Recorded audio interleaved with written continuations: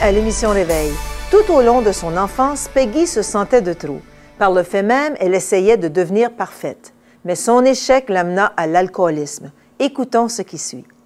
Le sourire d'une petite fille qui sait si bien faire fondre le cœur d'un père. Mais Peggy ne connut jamais cette joie parce qu'elle ne connut jamais son père. Cela forgea d'ailleurs l'opinion qu'elle se fit d'elle-même et de Dieu. Je pensais simplement que je ne pourrais jamais être quelqu'un que Dieu pouvait aimer parce que j'étais une erreur. Peggy décida que pour être aimée, elle devait être parfaite. Elle emporta cette croyance dans son premier mariage. Je travaillais beaucoup pour être parfaite, tout le temps. Mais en fin de compte, je réalisais que je n'étais pas parfaite.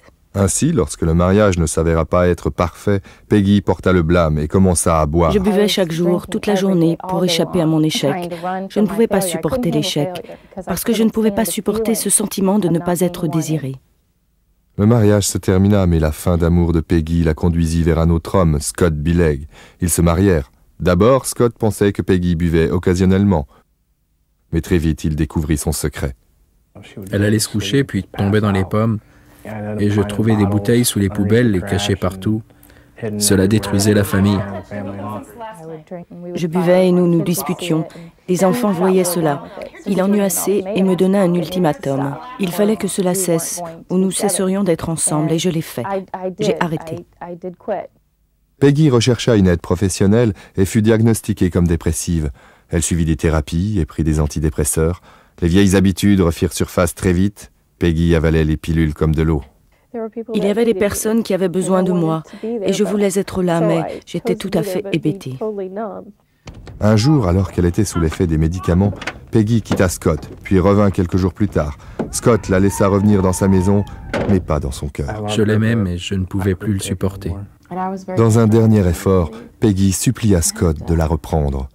Il m'a dit « Je t'aime, mais je ne peux plus le supporter. » Et il m'a embrassé sur la joue et il est parti.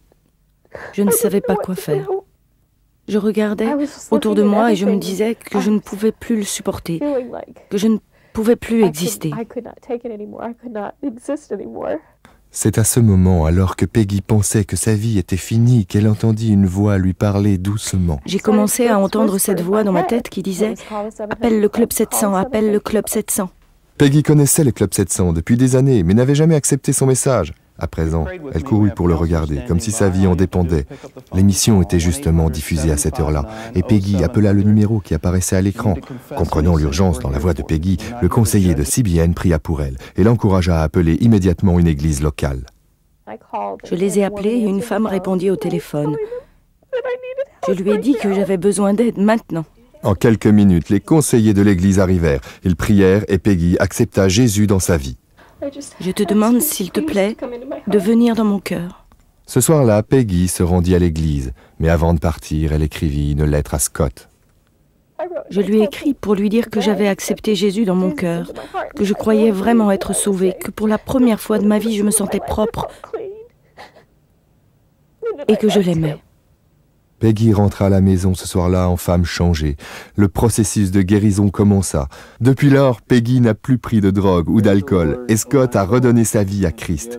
Et même si sa vie n'est pas parfaite, Peggy est reconnaissante pour sa nouvelle vie et pour sa famille qui est sauvée. Qui est Peggy Billeg aujourd'hui? Je suis la fille du Christ. C'est ça que je suis.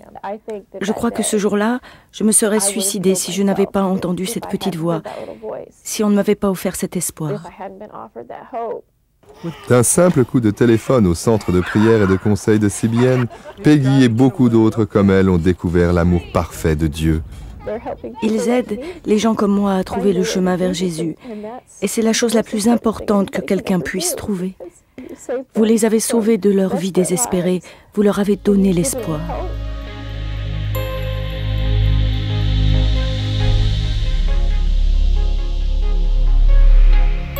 Bienvenue à tous à la maison. On a aujourd'hui un biochimiste, pharmacien, Anthony Costa avec nous. Et aussi, c'est un inventeur. Il a inventé plein de produits naturels pour nous aider dans la santé. Anthony, c'est un grand plaisir de vous avoir avec nous. Anthony, la dernière émission, vous nous avez parlé comment l'exercice nous aide à bâtir notre système immunitaire Et aussi, vous nous avez dit, vous avez parlé aussi comment l'important c'est pour diminuer les chances d'avoir le cancer quand on fait l'exercice. Exactement ça. Expliquez-nous. Oui, une des choses que l'exercice fait, il commence à bouger le sang. Puis quand le sang bouge, le sang porte l'oxygène à les tissus de notre corps. Alors, si on bouge le sang se promène parce que si le sang circule. Oui, le circule, puis avec le mouvement qu'on fait, l'exercice, ça cause le corps d'avoir plus d'oxygène parce que le sang, c'est un porteur de l'oxygène. Alors, ça nourrit tous les tissus de l'oxygène parce qu'on sait que le cancer n'aime pas l'oxygène. Le cancer, des fois, ça forme quand on n'a pas assez d'oxygène dans notre système. Puis, la cellule carcinogène, c'est une cellule qui fait l'énergie par la fermentation. Alors, dans la fermentation, on n'a pas l'oxygène. Alors, c'est pour ça qu'une cellule, si elle essaie de rester vive, elle veut vivre. Elle veut vivre, elle veut faire toutes sortes de façons de vivre. Alors, s'il n'y a pas assez d'oxygène, si le corps est toxique, la cellule, ça change, ça devient une cellule qui n'utilise pas l'oxygène, mais est fermenteuse maintenant. Alors, quand la cellule devient fermenteuse, alors le cancer se forme. OK, ça veut dire, et en faisant de l'exercice, est-ce qu'il y a des statistiques si on fait de l'exercice? Oui, les statistiques, maintenant, c'est 50-50. Tu as 50% de chance d'avoir le cancer. Ça c'est normalement, beaucoup. Tout le monde? Oui, tout le monde. Mais si tu fais l'exercice, ça descend à 18%. Oh, ça veut Seulement faire ça, ce petit changement de bouger. Ça veut dire que c'est important. C'est pour ça, des fois, on est fatigué quand on fait de l'exercice, mais on se sent plus en forme après. Ça, c'est-tu l'oxygène? Exactement. Quand une personne est fatiguée, il n'y a pas assez d'oxygène dans le système. L'oxygène, il nous fait revivre. On prend de l'ampleur, de l'énergie. Parce que tous les tissus, les muscles, ils sont tous perfusés d'oxygène. Alors, quand on a de l'oxygène, les muscles sont forts, on a de l'énergie, puis... Ça veut dire, si je fais de l'exercice, on a tous 50-50% de chances d'avoir du cancer. Oui. Ça veut dire que ça diminue le taux à 18%. Exactement. Les statistiques sont terribles. Dans les prochaines 30 ans, au Québec, il y aura 1,1 million de nouveaux cas de cancer. 1,1 million. Oh. C'est comme presque une épidémie. Ça veut dire c'est important de s'instruire. Osée 4.6 nous dit « Mon peuple se meurt faute de connaissance ». Oui. C'est important de connaître la parole de Dieu et de connaître... Dieu nous a donné un corps. Puis si on est son temple, puis si le corps a besoin d'oxygène, je pense que c'est important. Moi, je vous encourage à la maison, là, peut-être commencer tranquillement, juste à faire des mouvements, à marcher, et après ça, faire les poids et haltères et tout. Les poids sont importants, comme j'ai dit. La création du muscle, on a besoin les hormones pour faire ça. Les hormones sont les hormones de jeunesse. Alors, les hormones aussi augmentent le système immunitaire. Sans les hormones, on ne peut pas faire des muscles. Tu sais, des fois, les gens qui font des muscles, les gros gens, avec les gros muscles, ils prennent des hormones des fois. Ils injectent ça pour faire la croissance des muscles. Mais ça, c'est illégal. Alors, le corps sait ça. Alors, il le fait lui-même.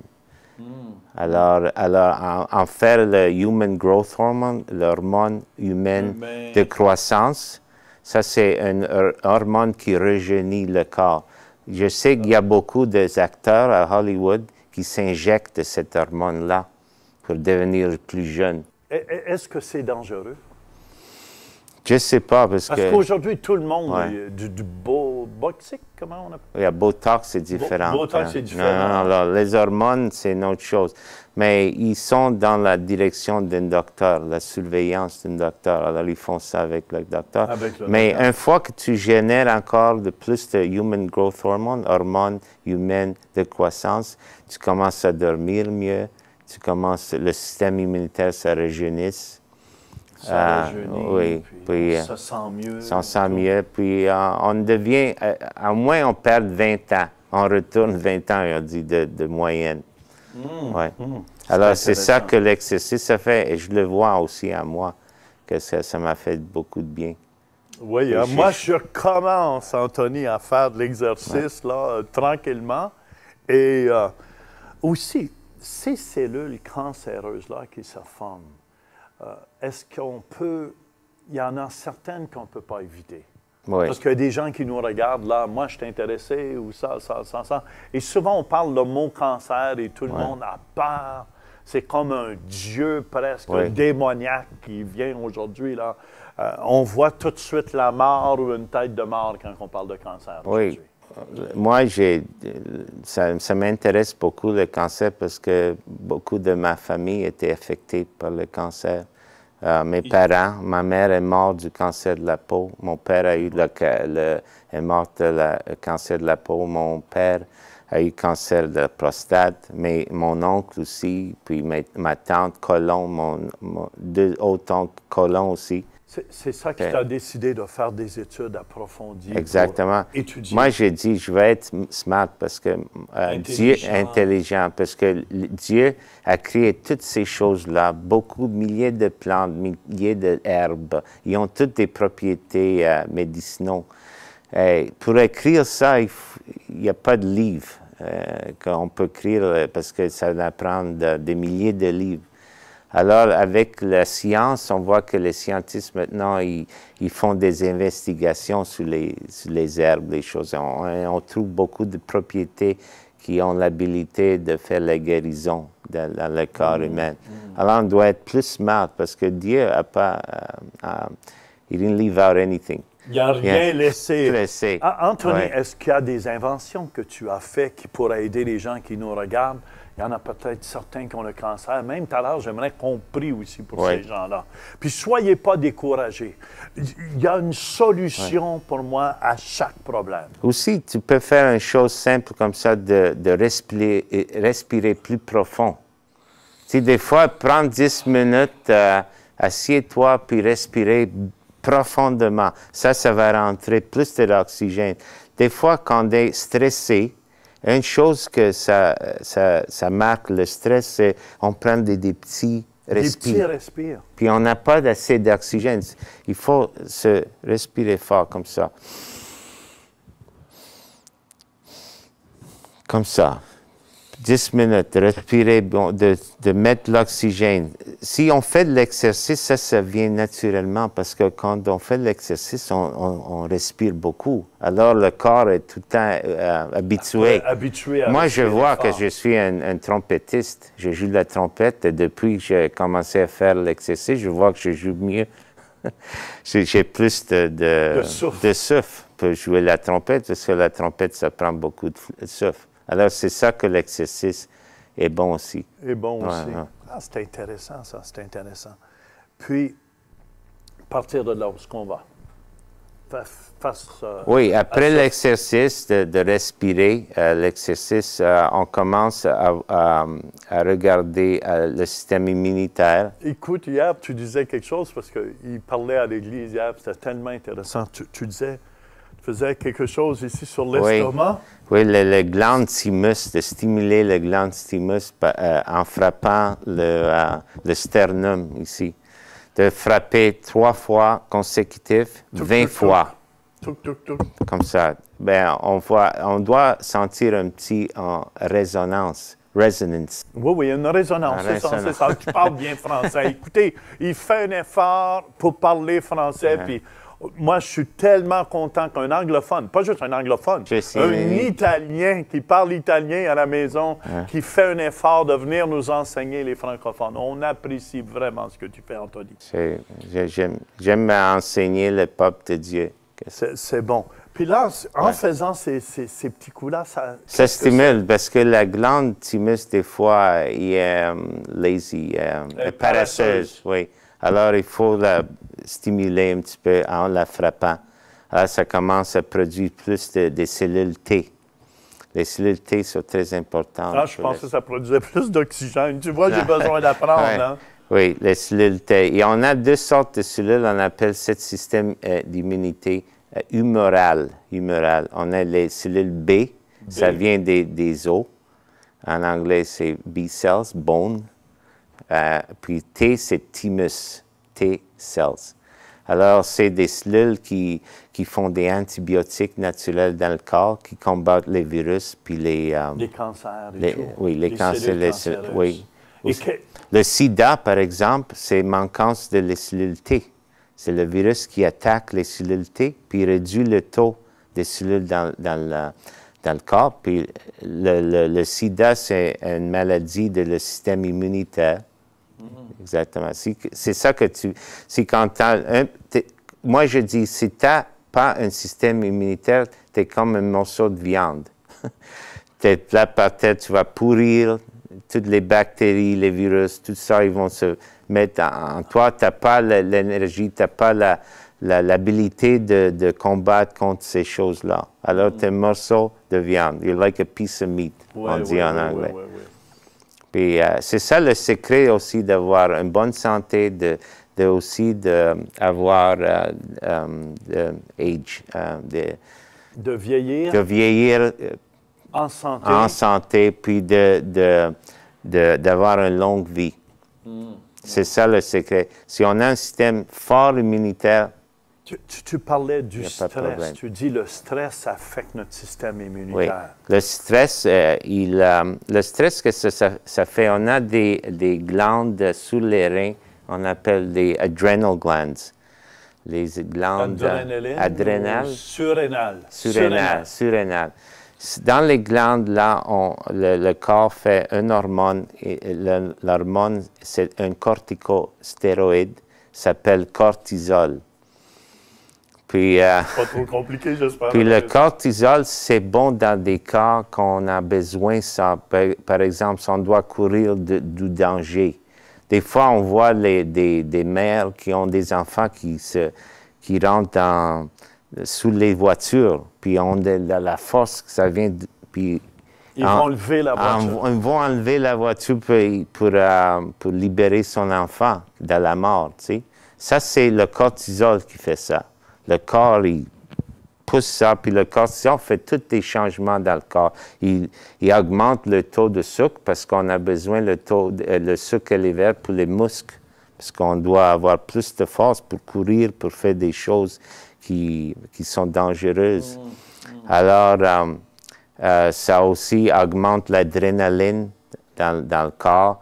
Ça fait toutes ces choses-là. Mais si on n'utilise pas ça comme il faut, dans les cas danger, le système du corps est affecté par ça, puis ça cause de dommages. Le stress prolongé, ça cause de dommages parce qu'on n'utilise pas ça comme il faut. J'ai un de mes amis, justement, qui est pasteur, qui vient d'avoir une attaque de cœur. Et son médecin, c'est la première chose qu'il lui a dit, « Tu as trop de stress. » Et le stress, ça force le corps, parce que l'adrénaline, ça pousse le corps de pomper plus, parce qu'on doit courir du danger, il y a danger, on doit besoin de plus de sang. Alors le corps... Et le stress, ça rouvre la porte au cancer aussi. Ben oui, parce que le stress, tous les corticostéroïdes baissent le système immunitaire. OK. Alors, c'est quand le système immunitaire est bas exact. Que ça permet au cancer de commencer à travailler. Exact. Aux cellules cancéreuses. Parce que le système immunitaire est le système vigilant contre le cancer. Il regarde s'il voit des cellules, puis il les tue quand on les voit. Puis ça, on a chacun de nous dans notre corps des cellules cancéreuses qui se forment chaque jour. Tout le temps, ça forme. Puis, mais on n'a pas le cancer parce que notre système immunitaire est là lutte pour ça. Oui, pour lutter pour nous. Oui. Qu'est-ce que tu suggères, Anthony, pour bâtir notre système? L'exercice? Oui, l'exercice. Enlever les choses de stress. De toute façon, la vie est courte aussi. Oui, exact. Ça ne nous donne rien de s'inquiéter. Je sais, moi, je connais beaucoup de gens qui viennent à moi et me disent « Oh, mon mari est mort parce qu'il a eu beaucoup de stress, il a perdu tout son argent, il y a toutes sortes d'histoires comme ça. Après un bout de temps, ça arrive le cancer. Parce que si le cerveau puis le système immunitaire, il y a une connexion subliminale, exactement. Entre le cerveau oui. et le système immunitaire. Et c'est les émotions que le cerveau crée qui ça cause ça. Okay. Alors, ça, des fois, on voit aussi le système immunitaire commence à attaquer le corps. Il attaque le pancréas, on a le diabète. On attaque la thyroïde, on a des maladies thyroïdes. Alors, ça commence à voir le système qui n'est pas lui, foreign. En anglais, on dit étrange. Il commence à dire, ah, ça, c'est pas moi. Alors, ça commence à attaquer. Ça attaque les organes, puis tout ça. Ça cause de l'inflammation. Beaucoup de gens sont malades aussi, puis des fois, on se demande, qu'est-ce que vous suggérez qu'on peut faire directement? C'est notre nourriture. Là, on a parlé de l'exercice, d'éviter le stress. Oui. Mais il y a beaucoup de gens qui ont dit, ouais, mais c'est mon emploi. C'est mon emploi. Mais ça dépend. On peut regarder notre emploi différemment. C'est ça. La Bible dit que l'œil est la lampe du corps quand même. De la façon qu'on regarde quelque chose, c'est...